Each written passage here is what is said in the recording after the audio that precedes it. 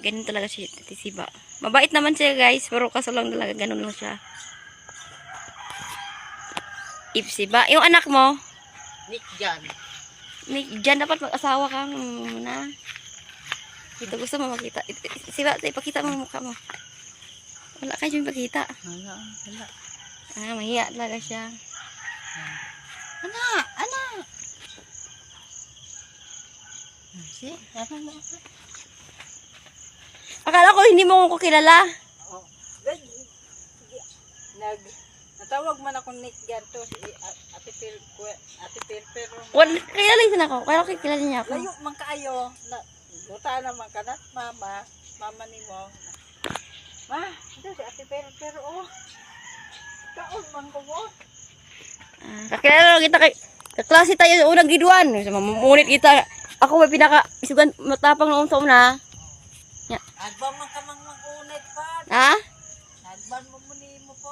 Yung mamunit ako na eh. Support mo mangunit. Mga isteri. To, per na. Kahit ting ulo. Yung anak mo na basta bata pa ba?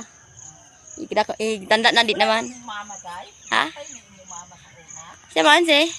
Wala pa na si Easter.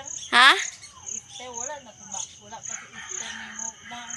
Ay, ay. Ang unsa to no. Dati yung mama mo tinuod, wala na. Patay na. Buhay pa man? Ay buli man. Mm. Ano man hindi man kamuli? Ampon mo ko kasi ako mama ko na ano sa mga niliya. Ako mama Esther ko gusto gusto magkaanak.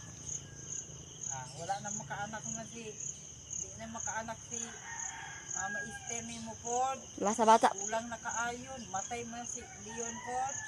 Ang iyang bahan. Pero ako mama totoo buhay pa ba sa akong papa? Pero ako papa wala kang mingawan. Bakit mamiss ko yung papa ko niya? Wala mo ko kilala. Mingawan dai. Di man? Ano imong isuon? Wala mo kapatid direct na mo ko kapatid na sa mga ginilya. Ay di na. Tinanong kasi ako saan yung kapatid ko. So, wala sa mga ginilya. Wala nandito doon sa mga ginilya. Buhay ba ako mama? Nandun sa ano lang mga ginilya po. Paampun ka? Wala may anak si Easter pod. Dali. Sagop lang ka pod. Inana mo na basta batanda pa yan. Basta wang anak kan yan. Hindi di makaanak kay sira ang matris ba? Bayo na nga si Easter pod.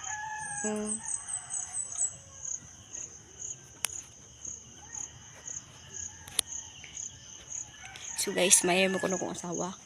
So, mahirap yung pakinggan yan kung magtanong. Ganyan kasi ang buhay taga mga lodi.